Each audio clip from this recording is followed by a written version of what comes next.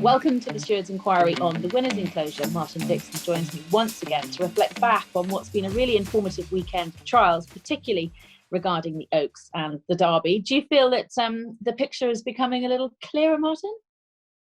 Slowly but surely. Yeah, I think it is. I think we'll learn a little bit more at York this week, won't we? But certainly, as far as the Derby was concerned, we'll be touching on Bolshoi Ballet, who made a really good impression in the Derrinstown. He's a horse that we talked about previously on here, and I kind of made the point I want to see him do a little bit more before he's sort of catapulted towards serious Derby aspirations. But he went and did that on Sunday, didn't he? But we kicked off the weekend with Oaks and Derby trials at Lingfield. I think they were a little bit less informative, Emma, and in particular the Oaks trial. I'm not sure whether that will have a real bearing on Epsom.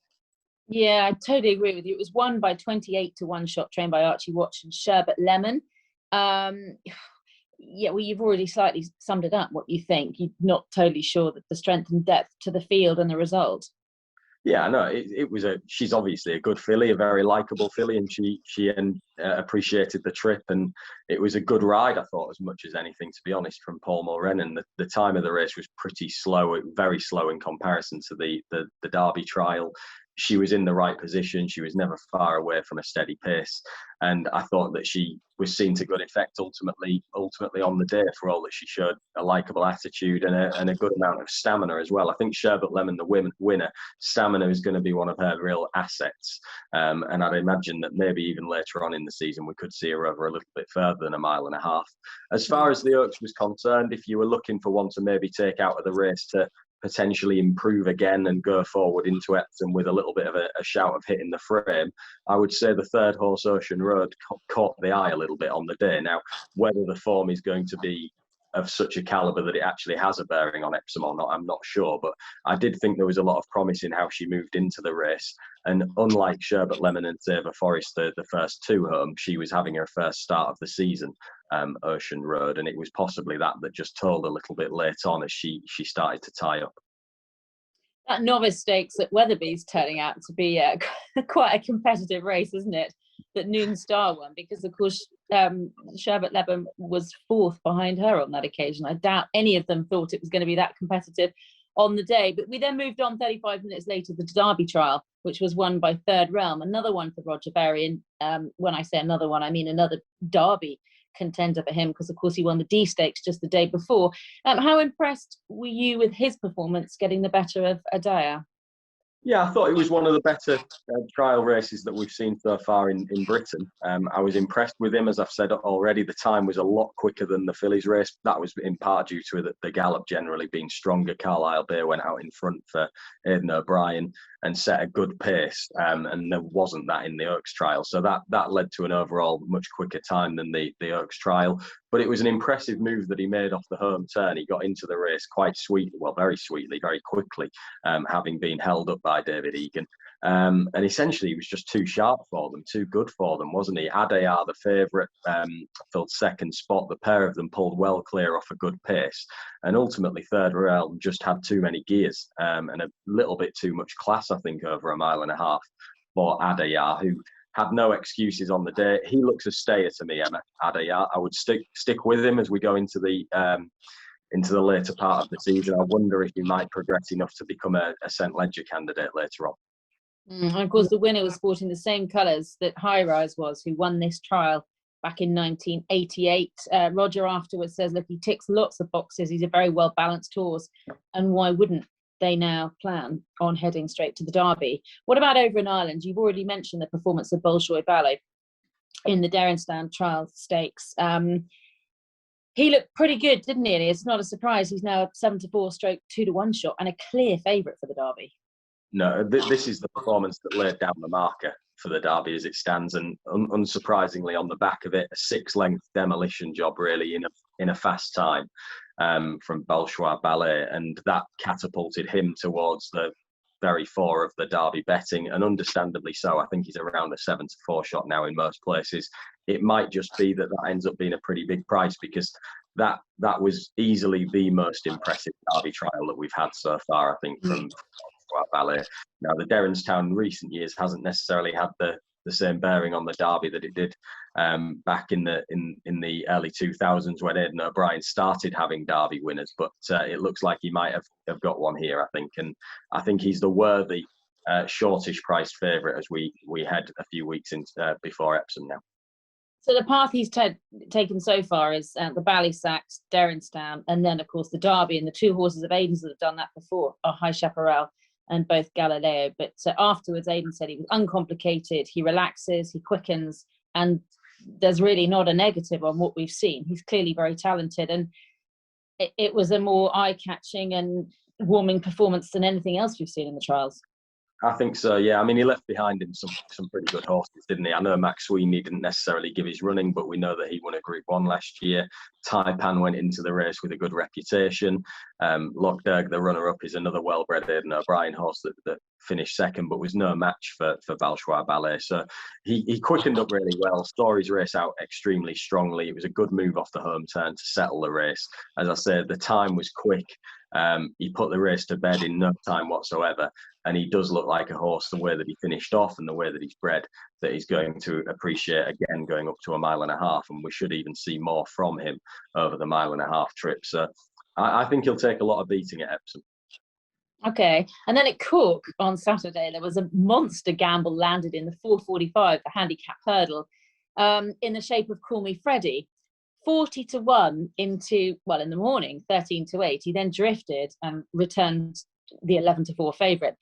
Late jockey change, a few interesting factors here. I was looking back at his last 6 starts. He started at 66-1, 40-1, 100-1, 50-1, 50-1, and 100-1.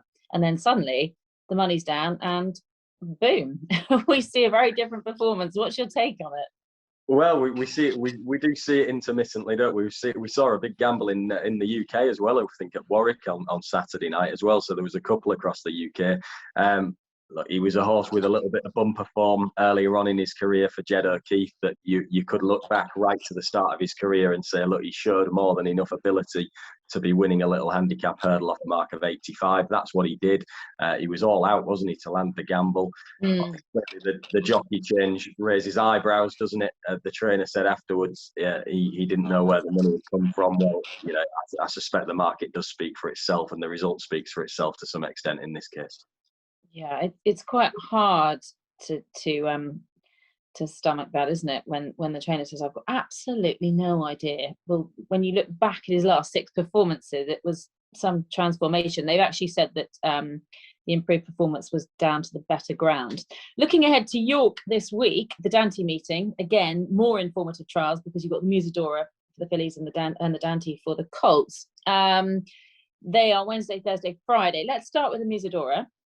Short price favourite here in what they've priced up at the moment, and that's for Roger Berrien's Tiona, who was a 9-length winner of a Newcastle maiden. She looks very short at about even money at this stage. She does. I mean, she was really impressive when, as you say, she won by a wide margin the last time we saw her. I would be a little bit surprised if Noon Star wasn't close to her in the market, or even potentially favourite.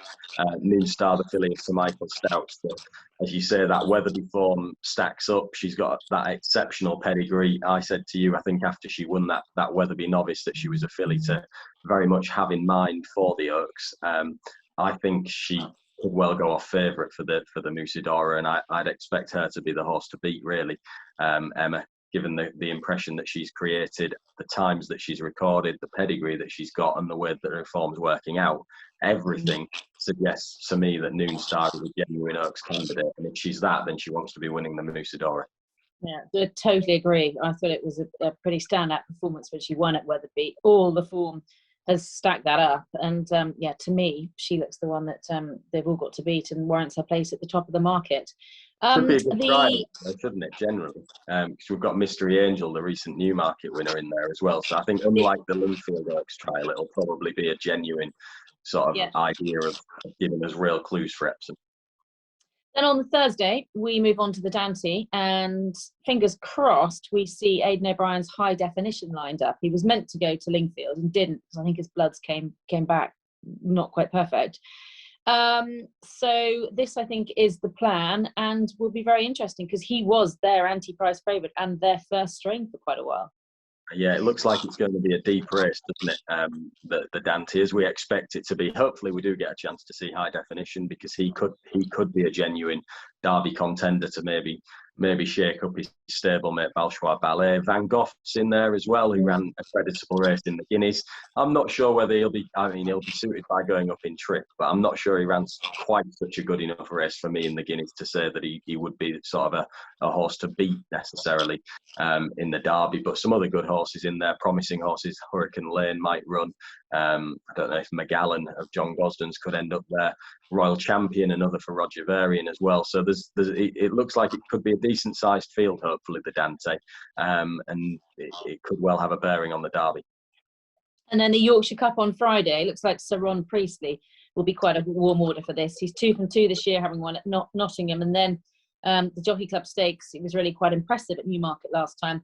He's got a very, very progressive and solid profile. He's extremely consistent, this horse. Yeah, he's a fantastic horse. He's got such a good attitude as well. He's just got a real willingness about him. Just keeps on galloping, really. Typical Mark Johnston, what we associate with the stable. Goes out in front, very uncomplicated, keeps on finding. And he's done that on both of his starts so far this season. I'm not sure he would want too much rain, Emma. He's quite a good moving horse. He does bounce off quick ground, but he's got little bits of form if you go back on the easy side of good as well. So it maybe wouldn't be too problematic, but I've always thought that maybe to be at his very best, he might want a sound surface. Yeah, I thought Santiago was quite interesting as well in the lineup here for Aidan O'Brien. He was last seen finishing 4th in last year's Ledger. A couple of horses I'm really looking forward to seeing. Snow Lantern, I should say, being one of them, and the 2 at York. That's on the Friday in what looks a very competitive 7.5 furlong listed race. They skipped the Guineas. She's got an impeccable pedigree. I know Richard Hannon thinks she's very good, and I'll be intrigued to see if she can take that next step up the ladder. Yeah, no, she's an exciting filly, isn't she? I'm looking forward to a sprint handicapper on the Wednesday. Oh, no.